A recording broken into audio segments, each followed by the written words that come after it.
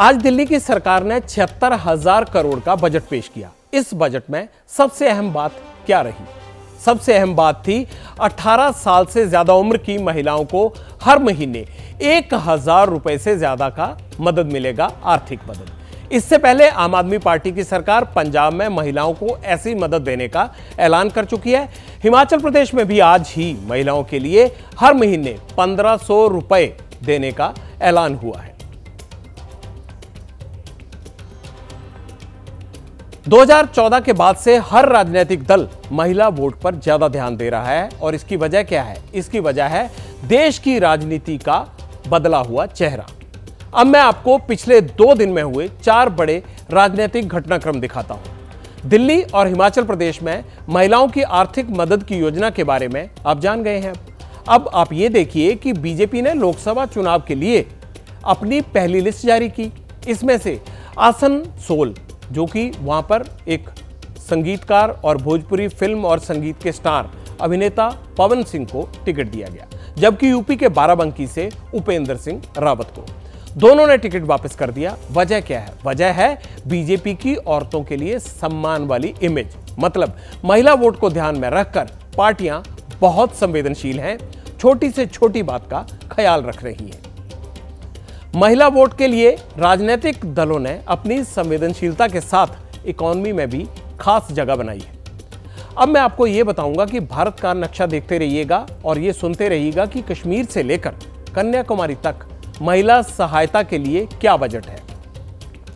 हिमाचल में हर महीने 1,500 रुपए मदद का ऐलान दिया गया है, जबकि पंजाब में 1,000 रुपए का वादा किया गया है आम आदमी पार्टी की तरफ से। दिल्ली में 1,000 रुपए का, मध्य प्रदेश में 1,000 रुपए का, छत्तीसगढ़ में 1,000 रुपए का, पश्चिम बंगाल में अनुसूचित जाति और जनजाति को 1,200 यानी 1,200 रुपए का और सामान्य को 1,000 रुपए महीना देता है।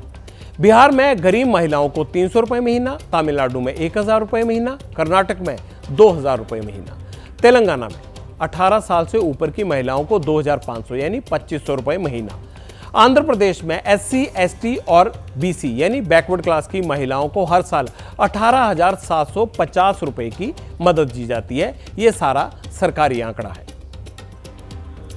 जब आपको महिला वोट की राजनीति का दिलचस्प आंकड़ा देखने को मिलेगा तो आप भी हैरान हो जाएंगे और ये समझ आ जाएगा कि आखिरकार ये लोक लुभावन योजनाएं महिलाओं के लिए क्यों लागू की जाती हैं। क्योंकि 2024 के चुनाव करीब हैं, इसीलिए महिला वोटर पर विशेष ध्यान देने की वजह आपको सीधी समझ आ जानी चाहिए।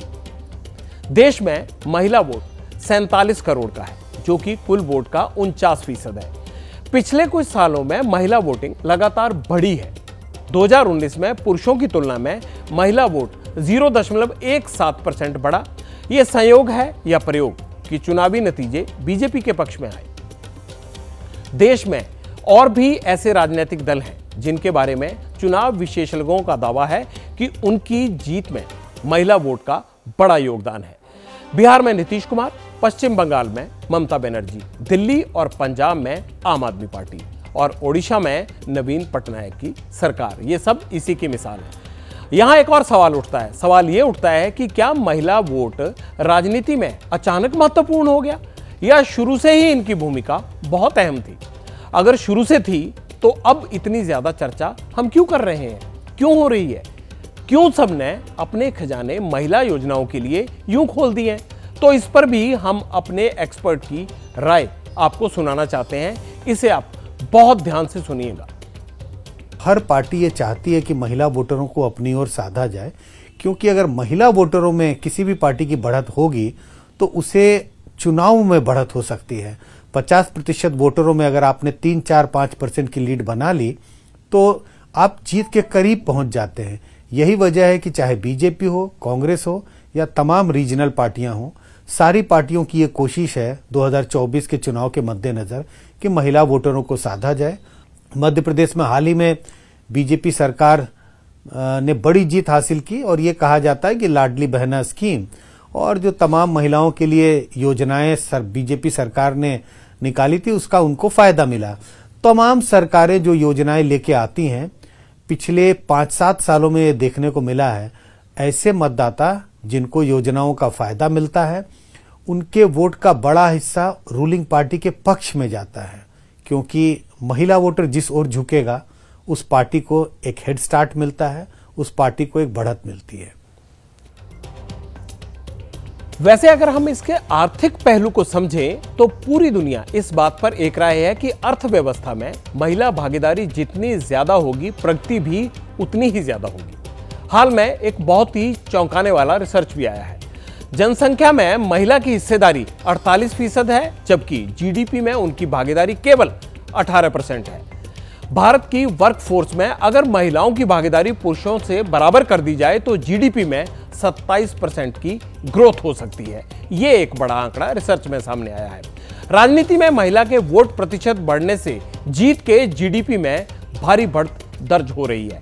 इसका सबूत अब हम आपको भारत के नक्शे पर दिखाते हैं। 2014 में 2023 तक अगर इसमें देखें हम तो हमारे देश में 56 विधानसभा चुनाव हुए, जिसमें से 41 चुनाव में महिला का मतदान प्रतिशत पुरुषों से ज्यादा रहा। 56 चुनाव में मतदान में महिला वोट परसेंटेज में बढ़त कितनी रही? 1.63%, और इसमें भी जीत का प्रतिशत एनडीए का ज्यादा रहा। 2014 में हुए एक सर्वे में यह बात भी सामने आई कि 70% महिला वोटर अपने पति के कहने पर नहीं बल्कि अपनी मर्जी से वोट करती हैं। प्रधानमंत्री मोदी ने देश के जिन 4 गरीबों का जिक्र किया है, उन 4 गरीबों में महिला भी शामिल है। उनकी योजनाओं में महिलाओं की प्रगति का दृष्टिकोण दिखता भी है। गैस, चाहे गैस सिलेंडर की बात करें, घर की बात करें, शौचालय की बात करें, आयुष्मान और महिला आरक्षण के लाभार्थियों की बात करें, तो वो सब महिलाएं हैं। तो आने वाले लोकसभा चुनाव में आपको यह समझना होगा कि आप पटियाल के इस परीक्षण को याद रखें। आपको याद रखना होगा, लोकतंत्र में वोट बैंक का महत्व तभी पता चलेगा जब तुष्टीकरण और संतुष्टीकरण का अंतर भी आप समझ पाएंगे। जैसे ही घड़ी का काटा दोपहर 2:30 पे आए, बबीता जी का दिल सास बहू साजिश के लिए मचल जाए। और ये है इनकी बहू, पूरे दिन ऑफिस की टेंशन हो जाए गॉन जब ये करें अपना फेवरेट शो फ्री टाइम पे ऑन। इनकी तरह आप भी देखिए अपना फेवरेट शो अपने टाइम पर और डाउनलोड कीजिए एबीपी लाइव ऐप अपने स्मार्ट टीवी पर।